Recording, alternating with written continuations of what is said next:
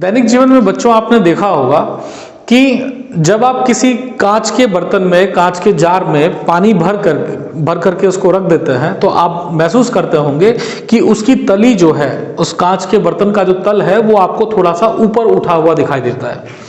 या हम कहें कि यदि आप उस कांच के ग्लास में पानी भर करके एक पेंसिल डाल दें तो आप देखोगे कि पेंसिल आपको टेढ़ी दिखाई देती है, जबकि वास्तविकता में आपकी पेंसिल टेढ़ी नहीं रहती है।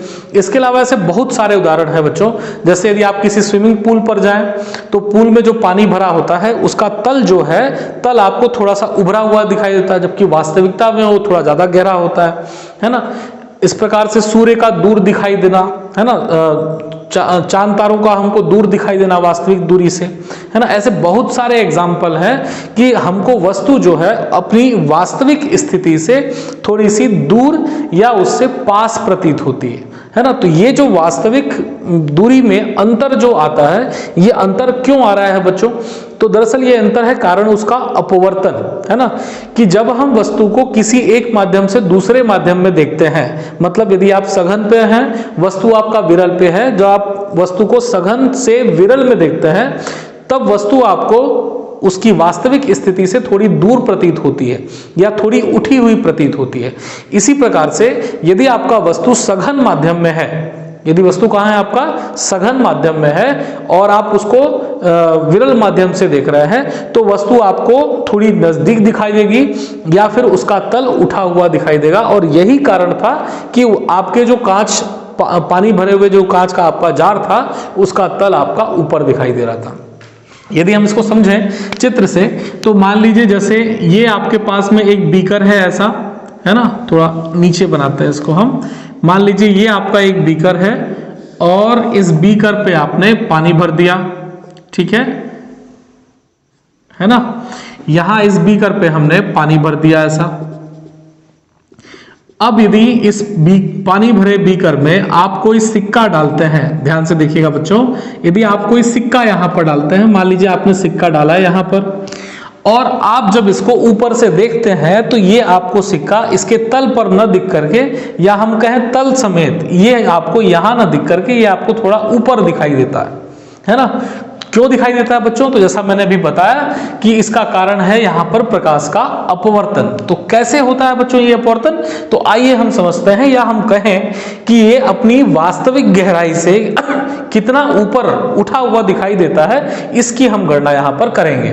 तो देखिए बच्चों, इसके लिए हमने क्या करा, हमने यहां पर, अब चूंकि हमको एक प्रतिबिंब चाहिए तो प्रतिबिंब के लिए हमारे पास में कम से कम 2 प्रकाश किरणें होनी चाहिए। तो हमने सबसे पहले बच्चों यहां पर एक प्रकाश किरण जो है ये बिल्कुल हमने यहां से सीधा लेकर के गए हम सतह के अभिलंबवत। देखिए तो जो प्रकाश किरण सतह के अभिलंबवत जाती है वो बिना विचलित हुए उसी अभिलंबवत मार्ग में आगे की तरफ बढ़ जाएगी, है ना। ये अपने मार्ग से हटती नहीं है ना। क्यों नहीं हटती है बच्चों? क्योंकि ये 90 डिग्री पर आपतित हो रही है सतह से, है ना। अब दूसरा जो प्रकाश किरण है बच्चों, मान लीजिए, अच्छा ये यहां पर सतह का, इसको हमने नाम दे दिया बच्चों, सपोज इसको हम दे देते हैं O और इसको दे दिया हमने A, ठीक है। अब दूसरी प्रकाश किरण मान लीजिए बच्चों ये इस तरीके से जा रही है, ये देख रहे हैं। अब ये प्रकाश किरण जब यहां से चली और अब आप देख रहे हैं ये अंदर क्या भरा हुआ है बच्चों, आपके यहां पर जल भरा हुआ है, वाटर है ना, और यहां अंदर पे, और बाहर क्या है बच्चों आपके पास में यहां पर वायु। क्लियर है? तो अब आप जानते हैं यहां पर इतना आपने पढ़ा हुआ है अभी तक कि जब भी कोई प्रकाश किरण एक माध्यम से चल करके दूसरे माध्यम में प्रवेश करती है, यदि उसके अपवर्तनांक में अंतर होता है, यदि उसकी सघनता में अंतर होता है, तो वहां पर प्रकाश अपने मार्ग से विचलित होती है। इसका मतलब ये हुआ बच्चों, और विचलन कैसे होगा तो इसके बारे में भी आपने पढ़ा हुआ है कि जब भी प्रकाश सघन से विरल में चल करके आती है, कहां से कहां बच्चों? जब भी प्रकाश सघन से विरल में चल करके आती है तो वो अभिलंब से दूर हट जाती है। इसका मतलब ये हुआ कि ये जो इसको सीधा जाना था बच्चों, यहां ऐसा, ये सीधा ना जा करके ये थोड़ा अभिलंब से दूर हट गया। इस प्रकार से इस मार्ग से ये चलने लगा। क्लियर है? इसमें कोई दिक्कत बच्चों? तो देखिए पहला प्रकाश हमने जो लिया वो OA वाला लिया, ये ऐसा सीधा गया, और दूसरा प्रकाश हम ले लेते हैं, मान लीजिए बच्चों ये, इसको हमने बोल दिया OB, और ये BR का मार्ग या BS का मार्ग फॉलो करता हुआ आगे चला गया। क्लियर है? अब चूंकि हमको प्रतिबिंब चाहिए बच्चों, आपको यहां पर प्रतिबिंब चाहिए, तो प्रतिबिंब के लिए बच्चों आप क्या करोगे? तो सीधी सी बात है, ये हमारी रेखाएं जो है प्रकाश किरणें अपवर्तन होने के बाद कहीं पर भी आपस में नहीं मिलती हैं, और जब रेखाएं कहीं पर भी आपस में नहीं मिल रही हैं, इसका मतलब हमको प्रतिबिंब वहां पर वास्तविक प्राप्त नहीं होगा, वहां पर हमें आभासी प्रतिबिंब प्राप्त होगा। और आभासी प्रतिबिंब प्राप्त करने के लिए बच्चों हम हमेशा अपने प्रकाश किरणों को पीछे की तरफ लेकर के आते हैं, बैक ट्रैक करते हैं उनको हम। तो देखिए बच्चों, जब हमने इन प्रकाश किरणों को बैक ट्रैक किया तो ध्यान से देखिएगा, ये हमने इसको इसी की रेखा पे, सीधा रेखा पे हमने ये जब बैक ट्रैक किया इसको, तो ये हमको यहां पर दिखाई दी, दोनों के दोनों प्रकाश किरणें हमको यहां पर मिलती हुई दिखाई दी, जिसको हमने मान दिया O डैश। क्लियर है इतनी बात बच्चों? कोई डाउट यहां तक? तो इस तरीके से आपने देखा कि यहां पर जो वस्तु, अब देखिए आपको आभासी मतलब आभास कहां पर हो रहा है, इस O का प्रतिबिंब आपको O डैश पर बनता हुआ दिखाई दे रहा है, बनता हुआ दिखाई प्रतीत हो रहा है।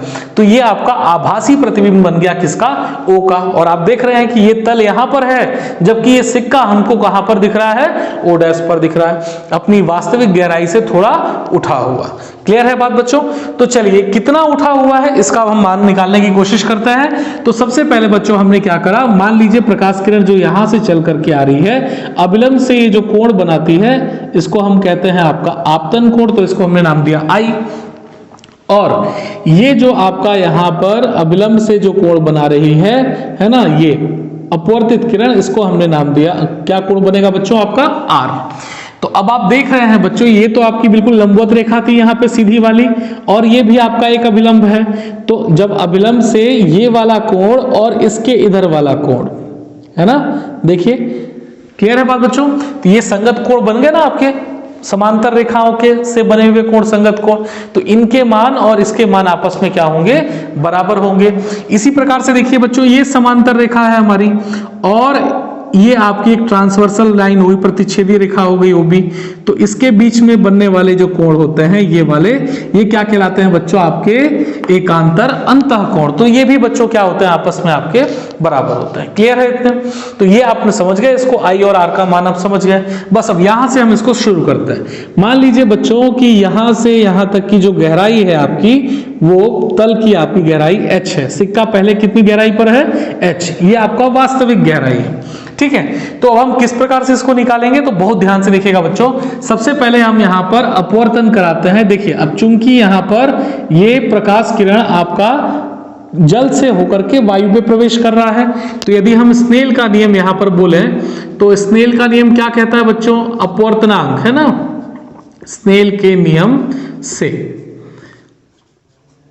तो स्नेल का नियम कहता है बच्चों कि अपवर्तनांक म्यू। अब म्यू मतलब कहां से कहां हो रहा है बच्चों यहां पर अपवर्तनांक? तो जल से वायु पे प्रवेश कर रहा है ना हमारा ये प्रकाश, तो G म्यू A लिखेंगे बच्चों इसको, और बराबर पे क्या हो जाएगा? देखिए तो आपतन कोण क्या है आपका? I, तो हमने लिखा यहां पर साइन I, और बटे पे यहां पर बच्चों साइन R। क्लियर है इतनी बात? कोई डाउट बच्चों इसमें? अब आप जानते हैं कि हमेशा हम चीजों को बाहर से तुलना करते हैं ना, वायु के सापेक्ष हम तुलना करते हैं, तो हम इसको G म्यू A को A म्यू G करने की कोशिश करेंगे। और आपको पता है, आपने पढ़ा हुआ है उत्क्रमणीयता के सिद्धांत से, कि जो G म्यू A होता है बच्चों, ये बराबर होता है किसके? 1/A म्यू G के, है ना। ये उत्क्रमणीयता के सिद्धांत को फॉलो करते हैं। कौन सा सिद्धांत है बच्चों? उत्क्रमणीयता का सिद्धांत,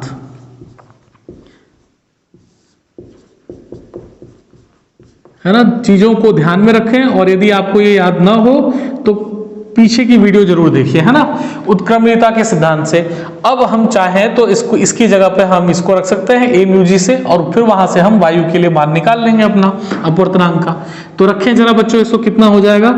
तो 1/A म्यू G, है ना, बराबर पे कितना आ गया आपका बच्चों? साइन I बटे पे साइन R। ठीक है यहां तक? चलिए अब हम इसको सीधा कर लेते हैं, इसको उल्टा कर दीजिए। सीधा करने का मतलब इसको उल्टा कर देना है, क्यों? क्योंकि ये बटे में है, तो जब ये ऊपर जाएगा बच्चों तो ये हो जाएगा आपका A म्यू G, और इसको भी हमको उल्टा करना पड़ेगा, तो ये आ जाएगा बच्चों आपका साइन R बटे पे साइन I। ठीक है यहां तक बच्चों?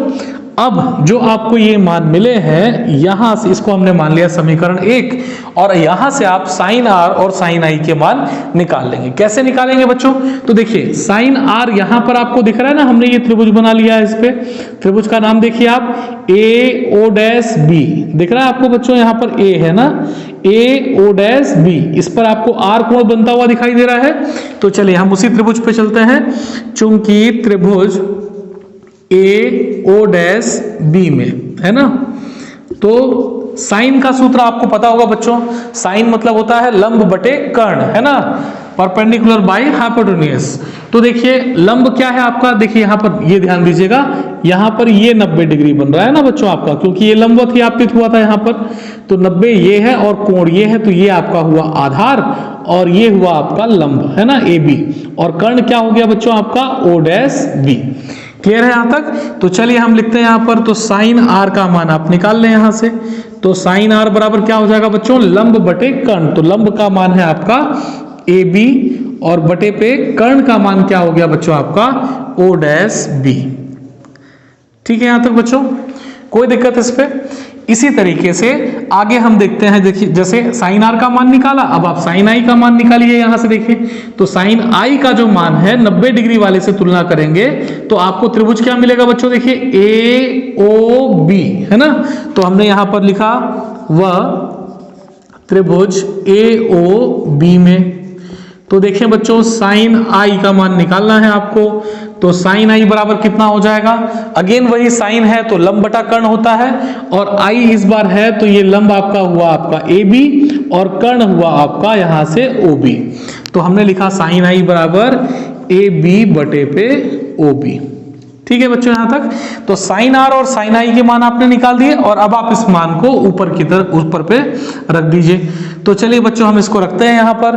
तो कितना हो जाएगा आपका ए म्यू जी बराबर पे आ गया, साइन आर की जगह पे रखिए ए बी बटे पे ओ डैश बी। ठीक है, आ गया, हमने साइन आर की जगह पे रखा बटे पे साइन आई। साइन आई का मान कितना है बच्चों आपका ए बी बटे पे ओ बी। ठीक है यहां तक? अब देखिए ए बी यहां से कट जाएगा बच्चों और ओ बी यहां पर बटे के बटे में है, तो ये कहां चला जाएगा बच्चों आपका ऊपर, और ओ डैश बी चलाएगा नीचे। तो ये हो गया आपका ए म्यू जी बराबर पे आ गया ओ बी बटे पे ओ डैश बी। क्लियर है इसमें? कोई दिक्कत बच्चों इसमें? अब देखिए, अब चूंकि यदि हम मान के चलें कि ये जो अपवर्तन दोनों हो रहे हैं, दोनों प्रकाश किरणें जो चल रही हैं, ये बड़ी पास से गुजर रही हैं। कहां से गुजर रही हैं बच्चों? बहुत पास से गुजर रही हैं। पास से गुजर रही हैं तो इसका मतलब हम ऐसा मान सकते हैं कि ये ए और बी बहुत पास में है। ये बहुत पास से गुजरे तो ए और बी बहुत पास में होंगे, और जब ए और बी पास में होंगे तो ध्यान से देखिएगा, हमने यहां पर लिखा कि यदि ए व बी अत्यंत निकट हैं, है ना, अत्यंत निकट हैं। ठीक है बच्चों, तो हम क्या कह सकते हैं, ये देखिए ध्यान से देखिएगा, ओ बी है ना, ये जो ओ बी दिख रहा है आपको, चूंकि बी ए के बहुत पास में है तो इस ओ बी के मान को हम ओ ए के बराबर ले सकते हैं। ठीक है, ध्यान से देखिएगा, तब ओ बी को हम बराबर ले सकते हैं किसके, ओ ए के, लगभग बराबर बोल रहे हैं तो इसलिए ये साइन लगाना जरूरी है। तो ये ओ बी जो है ओ ए के बराबर हो गया, और ये ओ डैश बी जो है बच्चों ये बराबर हो जाएगा ओ डैश ए के। देखिए बी आपका पास में आ रहा है ना, ओ डैश बी बराबर हो जाएगा किसके, ओ ए के। तो यहां हमने लिखा तथा ओ डैश बी ये लगभग बराबर हो जाएगा किसके, ओ डैश ए के। क्लियर है इतनी बात बच्चों? तो चलिए अब जरा मान रखें यहां पर, तो ये कितना हो जाएगा आपका, देखिए ए म्यू जी बराबर पे आ गया आपका ओ बी, है ना। ओ बी क्या है बच्चों, देखिए आपका सॉरी ओ बी बराबर किसके है यहाँ पर, ओ ए के बराबर है। तो हमने यहां पर रखा ओ ए और बटे पे क्या आ गया बच्चों आपका ओ डैश बी, और ओ डैश बी बराबर है आपका ओ डैश ए के। क्लियर है इतनी बात बच्चों? और याद देखिए, ध्यान से देखिए, ओ ए क्या है बच्चों आपका, ओ ए दरअसल आपका एक लंबवत दूरी है, और इसी को हमने क्या माना हुआ था आपका वास्तविक गहराई, वास्तविक उस तल की, उस मीडियम की गहराई, है ना। तो जिसको हम क्या कह सकते हैं यहां पर, वास्तविक गहराई। वास्तविक गहराई, ठीक है, बटे पे बच्चों O डैश ए। ये O डैश ए क्या है बच्चों? तो आपने देखा था कि O पर जो वस्तु थी वो कहां उठ करके चली आई थी? O डैश पर चली आई थी। तो ये O डैश ए दरअसल ये हमको गहराई प्रतीत हो रही है ऊपर से ना, इसलिए हम इसको कहते हैं बच्चों आभासी गहराई। आभासी गहराई, ठीक है। यहां तक बच्चों कोई दिक्कत है इसमें? या इसी को हम कह सकते हैं वास्तविक गहराई हमने h माना हुआ है और आभासी गहराई को हम h डैश मान लें, तो ये इस प्रकार से लिख सकते हैं कि a म्यू जी बराबर हो गया किसके? h बटा h डैश के। क्लियर है बात बच्चों इतनी? तो ये आपको यहां पर ये क्लियर हो गया। यहां से हम लोग h डैश का मान कि कितना दूरी पर ये हमको दिखेगा, कितनी गहराई पर हमको दिखेगा, ये हम यहां से निकाल सकते हैं, ठीक है। यदि हम ये कहें बच्चों कि इसमें कितना विस्थापन हो गया, कितना ये अपनी जगह से ऊपर उठ गया, कितना विस्थापन हो गया, तो हम कह सकते हैं ना बच्चों कि ये O पर था, O से कहां चला गया? O डैश पर चला गया। तो हम इसको लिखना चाहें तो ऐसा लिख सकते हैं कि पहले ये H पे था और अब ये H डैश पर दिख रहा है, तो कितना ऊपर उठ गया? तो ये उठ गया बच्चों H माइनस H डैश, कह सकते हैं H में से H डैश को हटा दिया, इतना ऊपर ये उठ गया यहां पर, जिसको हमने मान लिया यहां पर बच्चों D, या हम कहें इसको आभासी विस्थापन, है ना। इसी को हम क्या नाम दे सकते हैं बच्चों? आभासी विस्थापन। आभासी क्यों बोल रहे हैं बच्चों? ऐसा हमको प्रतीत होता है, वास्तविकता में ऐसा नहीं है। वास्तविकता में आपका सिक्का ऊपर उठ करके जादू से ऊपर नहीं जा रहा है वो वहीं पर तल पर ही है, लेकिन हमको ऐसा वो प्रतीत हो रहा है, ठीक है बच्चों। तो H माइनस H डैश आ गया आपका यहाँ पर। आप चाहें तो यहाँ पर H डैश का मान रखें। अब देखिए चूंकि H डैश यहाँ पर देखिए a म्यू जी बराबर किसके है? H बटा H डैश के है। और यदि आप यहाँ से H डैश का मान निकालें तो देखिए बच्चों H डैश को तिरक गुणा करना पड़ेगा और जब आप उसका मान निकालेंगे तो ये बटे पे चला आएगा। ये हो जाएगा बच्चों H बटा म्यू लिख लें या a म्यू जी करें, कोई दिक्कत उससे नहीं है, ठीक है बच्चों। तो चलिए हम रखते हैं यहाँ पर, तो H माइनस H डैश का भी हमने मान निकाला H बटा म्यू, तो ये H बटा म्यू हो गया। या फिर इसी से आप H का मान कॉमन लें तो ये बच जाएगा बच्चों 1 माइनस, है ना, यहां से भी कॉमन लिया तो 1 बटा म्यू, ठीक है। तो इस तरीके से सॉरी इस तरीके से बच्चों इसमें कितना विस्थापन हो गया, है ना, ये कितना अपने तल से ऊपर उठ गई, इसका भी मान हम लोग इस सूत्र से निकाल सकते हैं, ठीक है बच्चों। क्लियर है बात रही है ना। तो अपवर्तनांक हमारा, हमने लास्ट में सूत्र क्या देखा बच्चों? अपवर्तनांक जो है हमारा वो H बटा H डैश के बराबर है, वास्तविक गहराई और आभासी गहराई के अनुपात के बराबर है। और कितना विस्थापित हो गई बच्चों? तो D बराबर H गुणे पे 1 माइनस 1 बटा म्यू, इतना ये विस्थापित हो गई, ठीक है बच्चों। इसमें कोई डाउट रहा है इसमें? यदि हम कहें कि भाई ये जो विस्थापन है, आभासी विस्थापन है, इसका मान किस पे निर्भर कर रहा है? तो सबसे पहले निर्भर कर रहा है बच्चों H पर। H क्या है आपका? माध्यम की मोटाई। ये जो पानी का जो माध्यम था, जल का जो माध्यम था, ये जितना मोटा रहेगा D का मान उतना ही अधिक रहेगा, या हम कहें इसकी गहराई जितनी ज्यादा रहेगी विस्थापन आपको उतना ही अधिक दिखेगा।